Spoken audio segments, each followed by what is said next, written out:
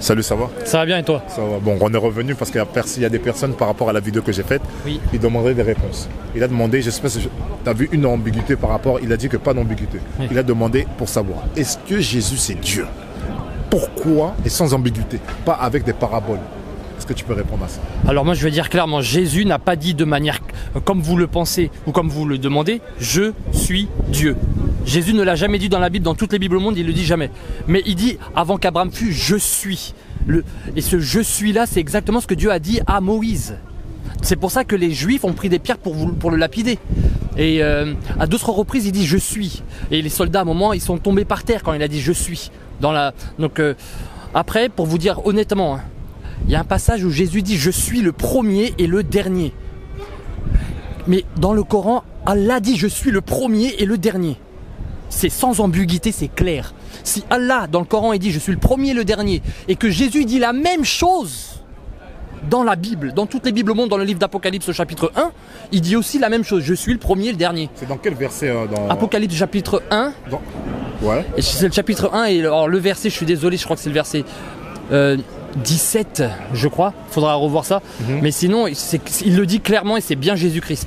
Et dans le livre d'Ésaïe, Dieu dit je suis le premier et le dernier. Donc là il n'y a pas d'ambiguïté.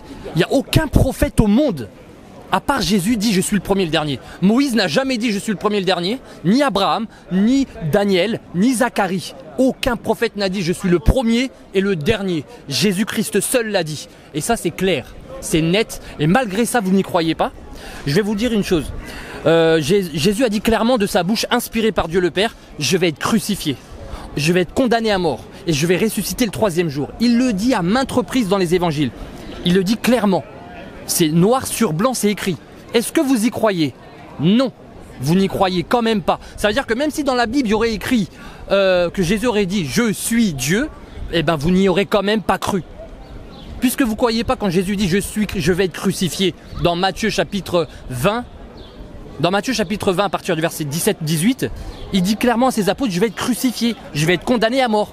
Mais pourtant, vous n'y croyez pas. Donc même si Jésus il dit de sa bouche, je suis Dieu, vous n'allez jamais y croire, jamais de la vie. Même si ce serait écrit comme vous voudrez que ça soit écrit. Voilà. D'accord, mais pourquoi alors, est-ce que dans un verset du Coran, est-ce qu'il dit bien que Jésus... pourquoi il est tant cité en fait dans le Coran? Pourquoi? Vu que tu n'étais que musulman aussi. Bah, moi je suis très content que Jésus soit encore même plus cité que le prophète de l'islam. Après c'est vrai que dans le Coran on cite beaucoup le prophète Moïse. Oui. Mais Moïse a annoncé Jésus. Parce que Jésus a dit Moïse a écrit de moi. Et si vous ne croyez pas aux écrits de Moïse, comment croirez-vous en mes paroles? La personne la plus importante pour les chrétiens, c'est pas Moïse. C'est pas Daniel ou un autre prophèt. C'est Jésus-Christ seul, la pierre principale. Après, mais attends, excuse-moi de te couper, mais il y a des gens qui disent que comme quoi que Jésus a bien cité qu'il y aura un autre qui va venir. Est-ce que c'est vrai? Oui. Mais oui, c'est vrai. D'accord. Alors en fait, il dit qu'il y aura un autre. Quand il dit un autre, c'est un autre consolateur, un paraclet, l'esprit de vérité. Il dit pas un prophète. Il dit pas je vais vous envoyer un prophète. Il a dit quoi? Jamais de la vie. Jésus a dit dans les évangiles ou jamais dans la Bible. Il dit pas je vais vous envoyer un prophète. Ouais. Le dernier prophète. Jamais de la vie. Il a jamais dit ça. Il a dit je vous enverrai l'Esprit Saint.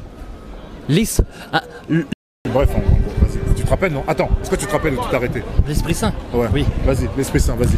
Donc en fait, l'Esprit Saint, Jésus a dit, il vous rappellera tout ce que je vous ai dit. Est-ce que le prophète de l'islam rappelle toutes les paroles de Jésus-Christ? C'est ma question. Est-ce que le prophète de l'islam rappelle les paroles de Jésus-Christ? Moi, quand je lis les 4 évangiles que Dieu nous a donnés, je vois tout ce que Jésus dit.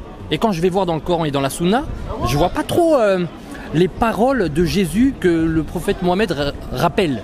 Par contre, l'Esprit Saint rappelle aux apôtres ce que Jésus a dit. Par exemple, l'apôtre Paul. L'apôtre Paul, il va parler de la Sainte Seine dans 1 Corinthiens chapitre 11. Et ben, Jésus a parlé de la Sainte Seine, justement. L'apôtre Paul parle de la croix, mais Jésus a parlé de la croix. Donc, en fin de compte, il y a l'apôtre Pierre qui parle de la croix. Ils parlent tous de ce que Jésus a dit, enseigné. Donc, voilà. L'Esprit Saint, c'était un esprit. Un esprit, c'est pas, il n'y a pas de chair et d'os dans un esprit. Donc ça peut pas être un homme, ça peut pas être un homme. Quand il parle d'un Esprit Saint, ça pouvait pas être un homme. Sinon il aurait dit un prophète dans ce cas-là. Mais il a pas dit. Et d'ailleurs, je voulais juste terminer avec Matthieu 11. Dans Matthieu 11, c'est un passage très important. Dans Matthieu 11, Jean-Baptiste il pose la question à ses disciples, allez voir Jésus et dites-lui, est-ce qu'après toi il doit venir quelqu'un d'autre? Là, le prophète Jean-Baptiste, il parle d'une personne faite en chair. Et là, Jésus y répond. Et vous allez voir la réponse qu'il donne dans Matthieu chapitre 11. Je vous en supplie, lisez Matthieu chapitre 11. C'est le moment rêvé où Jésus aurait pu parler d'un prophète. Il n'en parle pas, il parle de lui-même. Dans Matthieu 11, Jésus parle que de lui-même. D'accord. Et dis-moi, qui sera à l'Apocalypse, qui sera le sauveur de l'humanité? Le prophète Mohammed ou Jésus? Dans 1 Jean chapitre 4, il y a écrit que c'est l'apôtre Jean qui dit « Et nous avons vu et nous attestons que le Père a envoyé le Fils comme sauveur du monde. » Sauveur du monde. Oui. Il l'atteste. Il l'atteste dans 1 Jean chapitre 4. Ensuite, il faut savoir aussi que tout jugement, parce que je voulais aussi parler de ça par rapport à la divinité, dans Jean chapitre 5 verset 19, il est dit aussi que le Père a remis tout jugement au Fils. Le jugement appartient au Fils maintenant. C'est Jésus qui va juger tous les vivants et tous les morts. Oui, tous les vivants et tous les morts, c'est Jésus qui va les juger. Est-ce que le prophète Mohammed l'a dit? Le prophète Mohammed a dit que c'était Dieu qui allait juger. Alors là, par contre, j'ai pas de référence dans le Coran, mais je sais que tout le monde sait, tout le monde sait que celui qui va juger, Dieu seul peut me juger. Il y en a même qui se sont fait tatouer cette parole. C'est Dieu seul qui juge. Oui, mais la chose c'est quoi? C'est que dans l'Évangile selon Jean chapitre 5, il est dit que le Père a remis tout jugement au Fils, afin que tous honorent le Fils, de la même manière, comme ils honorent le Père.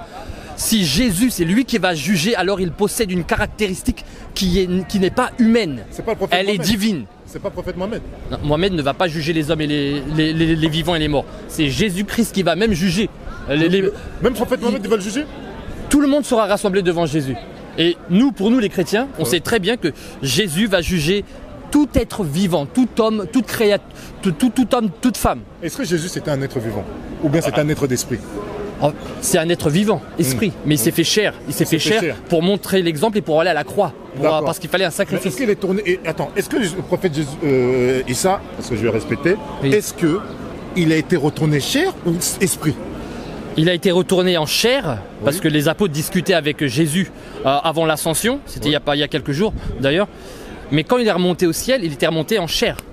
En chair. Ils l'ont vu en chair monter sur les nuées. Et il y a un ange qui est intervenu en disant: mais pourquoi vous regardez ce Jésus monter dans les cieux? C'est de la même manière qu'il est monté, c'est de la même manière qu'il va redescendre.